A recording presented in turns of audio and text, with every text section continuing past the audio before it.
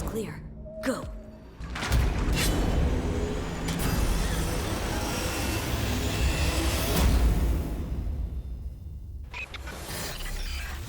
Hey Chumba, need a job in Night City? Perhaps your local fixer does not have enough work. What are you going to do? Well, if you have the skill and talent, there is one organisation in Night City that might be able to cater to your needs. The Street Temps. It seems likely, given the services they provide, that they would be around in Cyberpunk Red and Cyberpunk 2077. They are an organisation that provides contracts where you can make some very good money. CD Projekt Red could utilise these Street Temps to provide thee with lots of interesting and unique quest opportunities, characters to interact with, and companion possibilities. So, what is this Street Temp? Street Temps was formed in 2013 by philanthropist Eugene Hobson to try and bootstrap as many of the working poor and unemployed in Night City up to better economic standings. Their biggest problem, as he saw it, was a lack of experience in a trade and lack of opportunity due to their current financial crisis. Hobson bought a mid-sized office building that had gone out of business, refurbished it into a facility that could handle large numbers of prospective temp employees per day, threw out placards and advertising everywhere, and started business. When Eugene Hobson died in 2015 of coronary heart disease, his son, himself a respected businessman, took over the company. Looking at the financial records, he found that Street Temps was not only not making money, it was a serious strain on the resources of Hobson Enterprises. Michael didn't want to close the company down. It was a good PR machine, but he knew it wasn't going to succeed as it was going. The first thing he did was to assign his executive assistant, a Harvard business grad, as the operations officer of Street Temps. He expanded the jobs database to include more professional postings and secretly undertook another project Michael was familiar with, the street culture and the freelance operatives the media were calling Edgerunners. He also knew that there was no centralised way of getting hold of them. Corps usually worked with a single set of runners that they had come to trust, or tried to get in touch with a team or operative through a fixer. This was tricky, as you might not get what you needed or wanted. What was needed, Michael reasoned, was a temp agency for Edgerunners, a way to match up teams and operatives with jobs that were suited not only to their skills but their temperament. Such an agency would have to be net-based, of course, so it couldn't be tied back to him. Michael set his people to work, and early in 2016 a new database opened up for business, one not advertised in scream sheets or heralded on infomercials. This database didn't even have a name at first, but in solo bars and the back streets, the rumours spread and the word got out. If you needed work and weren't all that particular about knowing who you worked for or what you did, there was a new place to find jobs.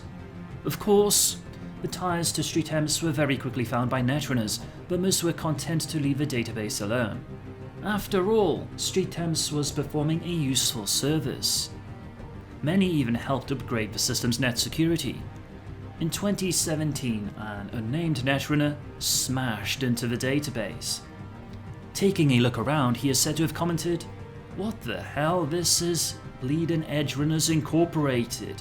He then jacked out just before getting stomped by a local net jockey. The name spread, and now everyone calls the shadow database Edgerunners Incorporated, even the folks at Street Temps. Despite having been originally designed by a fourth-tier corporation with limited resources, Edgerunner Incorporated computer defenses are state-of-the-art and very formidable. Several high-quality netrunners have volunteered to upgrade their defenses. It is rumoured Spider Murphy and Rash Bartmoss himself have been involved. Back in Cyberpunk 2020, the Street Temps or Edgerunners Incorporated provided the ability to hire a cornucopia of interesting characters. I will go through what I consider to be the top 10 most interesting Edgerunners to hire. Lynx, real name Linda Korolev. The February 19th, 1997 cover of Newsweek magazine features an award-winning photograph of a little girl gripping a melted polymer one-shot pistol. She is staring wide-eyed around the ruins of Coney Island after 3 days of rioting destroyed the neighborhood. The girl is emaciated and filthy, bleeding from a deep gash in her forehead. The streets are lined with rubble and the body of a dead cop can be seen in the background. The accompanying story, America, the end is here, discuss how the US was falling apart. Linda Korolev was that little girl. By age 17, most of her old set were dead or doing hard time. New gangs had taken over the area, and the final blow came when Lynx's brother was chainsawed to death by the Givers of Pain. With the invasion of Brazil still underway, Linda joined the army and was assigned to the 1st Cybercav, where she served for 3 years. Returning to New York, Lynx became involved with crime and black ops, establishing a rep for herself. Lynx can be crude and abusive, and her contemporaries have said she's as subtle as a lead pipe. She prefers the traditional biker look, unconcerned with contemporary fashion. This attitude is a residue of her days with the gangs. She hates all Europeans, especially Eurosolos and high riders as well, because she views LEO as a members-only extension of Europe. Lynx is making an honest effort to improve her attitude. She's had most of the cyberware from her gang days removed and had her remaining large-scale cyberware replaced with fresh body parts. Lynx still has her problems. She parties to excess, spending her cash on 20th century drugs. She desperately wants to remember her humanity, but keeps getting dragged down by the situation. Only time will tell if she will rise above her past or die trying. Krista Margaret, the bounty hunter. Coming from Eastern European stock, Krista served with the US Army for 4 years, during which she made lasting friendships and had a few affairs with some of the fellow soldiers in her company. Upon leaving the army, she drifted into the Steel Rats nomad pack, spending 2 years with them and rising to a position of some respect. Returning home to Los Angeles, she made a friend in the LAPD, who showed her around the streets and made her realize that her talents could be of use to the general public, so she became a bounty hunter. Unfortunately, this led her into a head-on collision several years later with a large US corporation which took offense to her shutting down one of their black ops. The corporation framed her for a killing and got her hunter's license revoked for a year. Though her standing was soon regained, Krista remains angry about the situation. She's undecided about her response, but is willing to handle any street action that will bring a little trouble to the corporation in question. Krista took on the dangerous jobs of bounty hunting literally to make ends meet, but developed a taste for the danger and excitement that can come with the jobs. She learned on the streets to walk softly and carry an automatic weapon, meaning she tries to give the air of being a bimbo, wearing clothing that would be considered a liability in most combat situations like revealing miniskirts and high heels. She uses this to her advantage, being able to surprise opponents with this completely brainless look. Chrome Man. No one really knows much about Chrome Man before he started working as a bouncer in a CD club that catered to the more violent music lover. Obviously from a military background, he refuses to discuss his earlier life, saying he was only born recently when he became a Borg. Since his arrival, he has quickly built a reputation as either already being mad or about to go completely cyber-psychotic. Chrome Man's cold disregard for the numbers, firepower and psychosis of his opponents has made him a valued member of many Edgerunner groups. He seems to have spent considerable money on his chroming and body sculpting. It was designed by the renowned Eiji of Tokyo. Probably borderline psychotic before becoming a body-plated colossus, his remaining personality has become weirder and more violent. Chrome Man's major trait is the murderous rage he goes into if his body job is scratched. He has been known to kill members of 2 competing gangs because he walked into the middle of their firefight and got hit by a stray round. Not usually receptive to jobs, Even he has to eat and therefore takes any job offered to him regardless of what it entails. Crowman likes to get in close to his opponents, using his brute strength and rippers to literally tear them apart, if there is a direct method of accomplishing the mission instead. This often leads to the death of his opposition and his fellow companions. The Nutter, aka Jean-Claude Morro. Coming from a non-corporate sponsored Canadian arcology, undereducated and always bored, Jean could see nothing in his immediate future. After he and his brothers and sisters were thrown out of the family apartment when their mother died, they split up and Jean-Claude joined the USMC. There he learned something very well: combat. After 2 tours of duty, he left the Marines and joined a small firm specializing in corporate security. His air of professionalism quickly got him the high-risk bodyguard jobs, and his success at these contracts meant that he has several corporates owing him their lives. Jean-Claude is quite happy to hold on to that debt. Deciding to retire after 5 years in the business, he is looking for an occasional high-risk job to keep him sharp and interested in life. Nutter found that when bodyguarding, the ability to intimidate people can work better than killing them. Remembering the countless hours of anime he watched in the arcology, he realized that a large, fire-breathing dragon usually intimidates everyone except the most determined people. He poured almost all of his cash reserves into a dragon body enhancement with all the combat bonuses and therapy he could afford, and has never regretted the decision. His built-in body weaponry, the claws, combat tail and flamer, has saved himself on numerous occasions when the opposition thought that he was unarmed. Mihoshi Oni. Mihoshi Oni joined the Yakuza and was taught all the combat skills she would need to survive the rough streets. Showing her eagerness for the act of killing, she was soon awarded most of the wet work that needed doing. As she got older, she was taught by several masters of the sword and the skill of silent movement. Mihoshi was an apt pupil, and soon became an expert in these older combat arts. Having been implicated twice for murder in the course of her various missions, she was spirited away to avoid arrest by the authorities and quietly retired from the Yakuza. They do not see her as unconnected, but Mihoshi is now building a separate reputation for herself as a Yojimbo, which means bodyguard. This hasn't led her into conflict with her ex-bosses yet. Always brought up to do the best that she could, Mihoshi tries to excel at everything she does.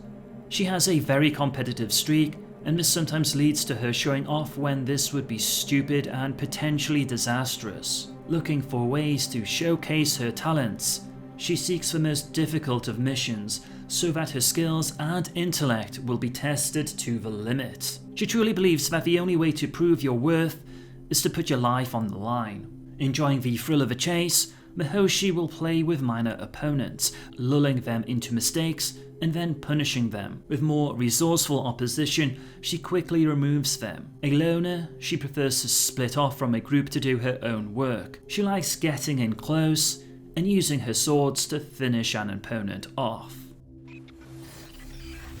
Electric Angel, aka Sarah Mitchell. Brought up with computers, Sarah was immersed in the jargon of the information communication highway, and her family's jobs were these systems for the emerging multinational corporations. But her interests lay in other fields, and she quickly dropped the computer studies for a media course. She excelled, but kept returning to the area of computing, and found herself reporting on the explosion of the net onto the world scene. She was in the right place at the right time, having the experience to be able to understand the net and the skills to communicate it to the general public. This brought her to the attention of Network 54, and they proceeded to seduce her into a long-term contract with them for a net-based news show called Angel Hour, which became one of the most watched non-fiction shows on Network 54, particularly in the UK where it's often banned. A carefree and easygoing young woman, She sees herself as making sure that the net is accessible to all to use, and not just a few corporate elite. She rationalizes her selling out to Network 54 on the basis that they give her the freedom to do her thing without shackling her to the Network 54 company line. Originally starting as a solo reporter, she prefers to work with no one else. This has led her into dangerous and potentially lethal positions, only getting the story out through luck, chance, and some good friends. She can be very manipulative and will use almost any means to get her story, especially if it's corp related. Mariko Sonomi. As the daughter of a Japanese businessman, Mariko wanted to please, but school was just so boring. She barely graduated from her prestigious high school and went to college in America. There, her people skills led her to a media relations degree, but her tendency to flirt gave her no real experience to anchor a resume on. In the specialized world of 2020, she found little call for someone with her skill set. Mariko's skill with people was quickly recognized, and her boss made a proposition. She could earn a lot more money if she helped them acquire a rival corp's senior researcher. Mariko, crushed by her father's condemnation, agreed. If she could prove herself, maybe her father would relent. Mariko's first recruiter job was somewhat perilous and with a few ethical quandaries, but successful. She was next asked to get some information out of another businessman, so her career began. The corporation folded 2 years later, but by then Mariko had positioned herself to enter the freelance world. She circulates in the right social circles and frequently dates. She never gives any sign whether or not she's targeting them, so people are never sure whether she's recruiting and when it's just reaction. Mariko relies on her skills as a seductress, not as a thief, but has developed other skills to facilitate her job. As a recruiter, her job is to seduce researchers, high-level management, and other key employees from one corporation to another. The actual extraction is the job of a team of professionals. Mariko's job is to get the target to agree with the switch in employers. She gets her mark to trust and confide in her, letting her into their homes and offices, where she can get at their secrets. She has been known to use blackmail, but only rarely, as she finds it distasteful. Mariko is a tall, slender Japanese woman with short black hair and a classic ageless beauty. She is extremely physically fit and can handle herself in a fight. China Doll.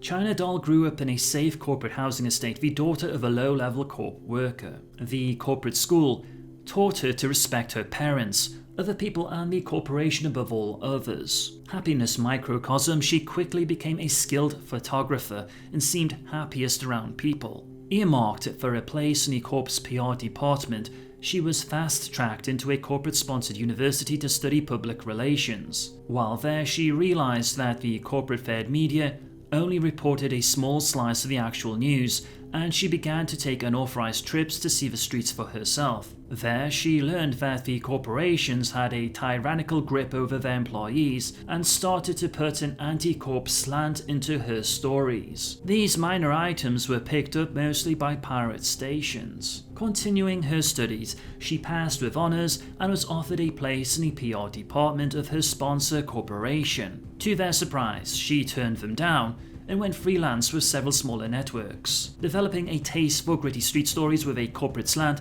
she learned the necessary skills to keep her out of trouble. Her former corporate sponsor was not pleased by this turn of events, but can do nothing until she makes a mistake. China is a disillusioned woman who saw all her early values exposed as merely core policy drummed into her as a child. She has made new friends in her new world, but still misses her family, and is angry that her father's corporation will not allow her to see them for security reasons. Deciding to enjoy her life to the fullest, she is a frequent customer of nightclubs. There she can unwind and keep her ear out for any gossip that could lead to a story. By picking up on said gossip, then following up on any possible leads generated, means she's always working and not always getting a story in return. However, the fact that she can enjoy herself at the same time, sometimes on others' money, makes this her preferred way of operating. She uses people for both pleasure and information, usually at the same time. Dr. Snoopy. Born to a middle-rank criminal family, Snoopy was protected from his family's dealings, and family profits were used to send him to a university to study medicine. However, he was suddenly dragged into the family's work when his parents were killed by a rival crime chief. Not long afterwards, he realised the money-making potential of his skills. His first attempt at designer drug production led quickly to arrest and imprisonment for 2 years, where he learned to refine his methods and some harsh lessons in survival. With the last of his family's money, he bought his parole and some useful cyberware. Leaving prison, to make his way on the street, he began acting as a Ripper Doc under the childhood pseudonym of Dr. Snoopy. Upset that his entire life was a tissue of lies, Dr. Snoopy has no respect for himself or others, seeing everyone as tools to use so he can better himself. He has become a doctor who is willing to take risks with his own and others' lives, caring nothing for the pain of his patients or whether a person dies under his knife. The one dream he still clings to is to control his own large-scale drug laboratory, making products for his own use and for street sale. He will betray anyone or any ideal to reach this dream, regardless of any future backlash on himself or anyone else. Dr. Snoopy has become widely known as a Ripper Doc, who, through brutal in practice, is willing to perform any operation with no interest in the usage of his work afterwards. Last but not least, we have Cyberdog. Born into a nomad pack, the young man grew up never knowing for sure which members were his parents. As he got older, he was chosen by the chief techie of the pack as an apprentice, and began to learn the intricacy of maintaining the pack's cyberware. However, the two main loves of his life became explosives and looking after the pack dogs. Cyberdog trained the pack's animals to act as perimeter guards. Along the way, he started designing and implanting modified cyberware into the dogs to improve them. At age 17, his nomad group was ambushed by operatives of an unknown corporation. They were killed almost to the last person. The only survivor was Cyberdog and his vengeance. He began life on the streets and continued his experiments with cyber-enhanced dogs. His expertise in both repairs and cyberware quickly made him a leader in the field and gained him several acquaintances, including police and corporates alike. A particular corporate, who became a regular customer, eventually found out about his quest for vengeance and used it as bait to lure Cyberdog into working for Militech's research department. And given all the tools and money he needed, Cyberdog quickly developed the cyberware now used in Militech's canine guards. But he was also working on another project, which he kept secret from the Corp. They eventually discovered the secret project's existence, and when they refused to tell him which corporation had attacked his old family,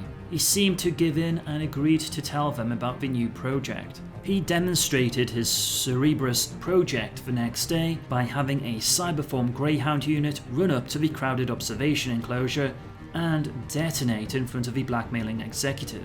During the confusion, he slipped away from the facilities and returned to the streets, taking the design of his new blast hounds with him. Cold and detached, his main motivation is to find out who arranged the wiping out of his pack and why. Cyberdog maintains a false, friendly relationship with everyone so that he can use them later to get information or to help in pursuit of his revenge. Only when someone is of no use to him anymore will he show his real feelings. He either sells his blast hounds for use or hires out his expertise in a range of fields to whomever needs it, except corporations.